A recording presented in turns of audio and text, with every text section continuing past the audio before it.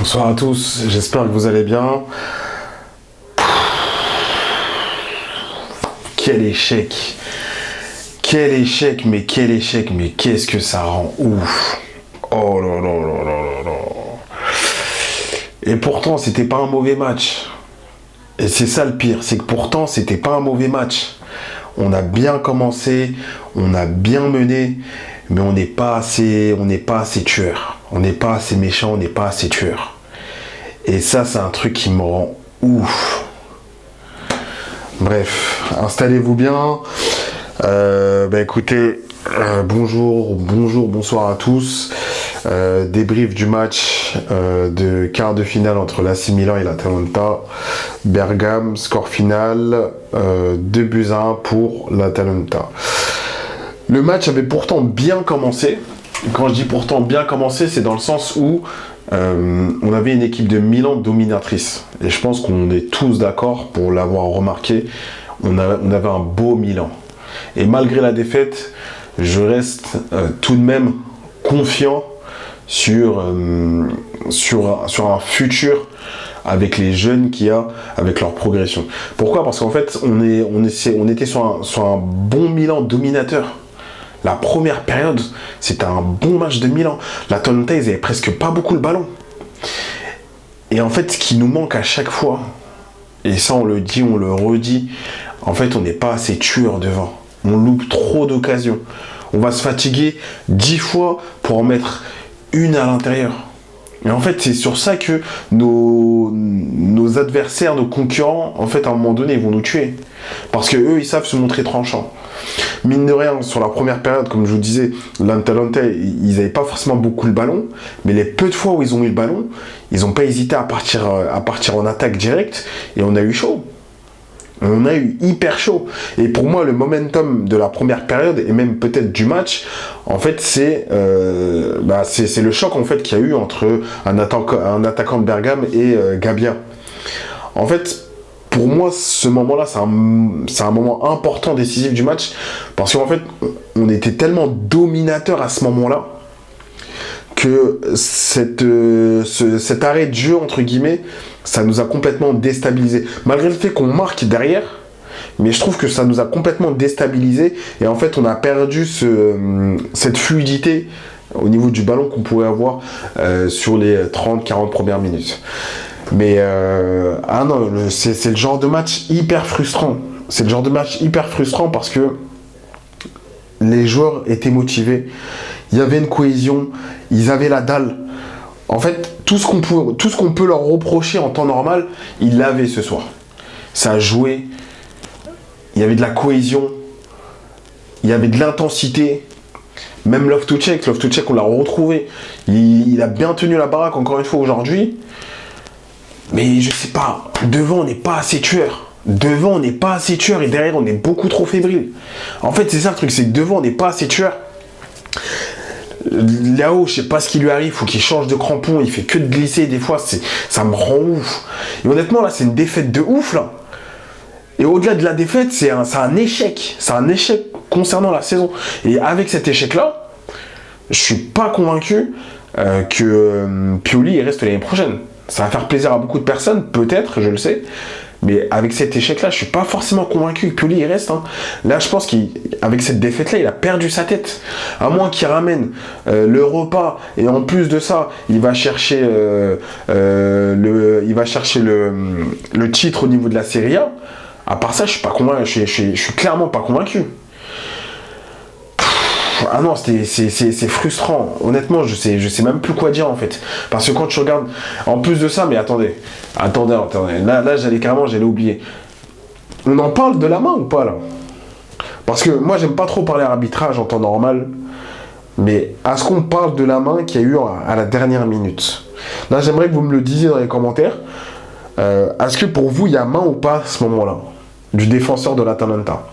Parce que quitte sur la faute que Jiménez a fait, pour moi il y a faute indiscutable. Il y a une faute indiscutable. Il voulait toucher le ballon, il a touché le genou, il est tombé. Erreur de jeunesse. Et pour moi, je vous dis la vérité, le match, on n'a même pas perdu sur le penalty de Jiménez. Pour moi, le match, on l'a perdu à partir du moment où dès que Léao a marqué, on s'est fait marquer, même pas 30 secondes après. Pour moi, c'est à ce moment-là qu'on a perdu le match. En fait, quand l'Atalanta a égalisé de 1-0 à 1 partout, à ce moment-là, c'était cuit. Je ne sais pas si vous avez vu, si vous avez senti ce que j'ai senti, mais à ce moment-là, en fait, mentalement, les gens, ils sont plus dedans et ça donne, en fait, de la force à l'Atalanta. Et on l'a vu sur la seconde période, même si on était quand même dominateur, mais l'Atalanta arrivait de plus en plus à mettre le pied sur le ballon. Et ça, on le voyait pas en première période, ça. En première période, ils n'arrivaient pas à mettre le pied sur le ballon, c'est nous, on gérait tout. Mais à partir du moment où ils se sont dit, en fait, c'est là où c'est parti. C'est là où c'est parti. Mais pour moi, à la dernière minute, même si, au fond, peut-être qu'il siffle pas penalty, mais au moins, tu vas regarder la VAR. Là, on joue un quart de finale de Coppa Italia. Au moins, par respect, faut que tu ailles regarder la VAR. Tu peux pas simplement te fier à oui, non. Sur Jiménez, il n'y avait pas de doute. Tu vois, il est tombé. Au début, moi, j'avoue, j'avais un petit doute. Je me suis dit, bon, peut-être qu'il a touché le ballon. Sur les différents ralentis, tu vois qu'il touche pas le ballon. Mais là, la main qu'il met, mais par respect, tu es obligé d'aller regarder. Non, je regarde pas. On dirait que c'est une guerre d'ego. En plus, il sort les cartons comme ça à l'entraîneur, à Hernandez, à Léao. C'est quoi? C'est une guerre d'ego ou t'entraînes en fait? Ou t'es là pour arbitrer? Après, je vais pas dire qu'on perd le match sur ça, mais honnêtement, pour un enjeu de la sorte, c'est quelque chose à minima de faire quand même. Bah écoutez, là, on est éliminé de Ligue des Champions. On est éliminé de Coppa d'Italia. Pour le trône, au niveau de la Serie A, on vise le top 3, les places européennes. On va dire un top 4, mais un top 4, ça serait quand même dur. Et en Ligue Europa, en fait, je sais pas. Je vous dis la vérité, je sais plus, en fait, avec cette équipe. Parce que tant elle peut être dominatrice, mais en fait, son manque d'expérience et son manque de justesse technique à haut niveau, en fait, ça va la tuer à un moment donné. Ça va la tuer. Ça va la tuer et ça rend ouf. Et là, pour moi, si je reprends un peu les joueurs, joueur par joueur, honnêtement, pour moi, le gros flop de ce match, c'est Moussa. Younous Moussa, j'ai pas compris son match. Qu'on m'explique son match, j'ai pas compris. Ça a été perte de balle sur perte de balle. Ça a été des drops à la place de tir. C'est Younous Moussa, j'ai pas compris son match. Il aurait dû le sortir. Limite, il aurait dû le sortir à la... En fait, quand il a fait ses changements, Pioli, j'ai pas compris ses changements non plus. Ce que je vois, il te sort Jiménez. Miskin, le petit, il vient de faire une faute qui mène à un penalty. Il est tout jeune. Tu le sors juste après le penalty transformé. Je sais pas si c'est bon signe, ça. Je sais pas si c'est pas un signe de confiance en lui quand même, mine de rien, le fait de le sortir comme ça. Alors que honnêtement, il avait fait un bon match. Dans la globalité, il avait fait un bon match. Il a tenu son match jusqu'à cette faute qui arrive à tout le monde, mais il a tenu son match. Donc tu sors Jiménez et Love-to-Check. Tu sors Jiménez, Love-to-Check et Reinders pour rentrer qui? Pour rentrer Adli. Mais Adli, je l'aime bien, il se laisse pousser les cheveux, beau gosse, c'est bien. Mais Adli, j'ai pas compris.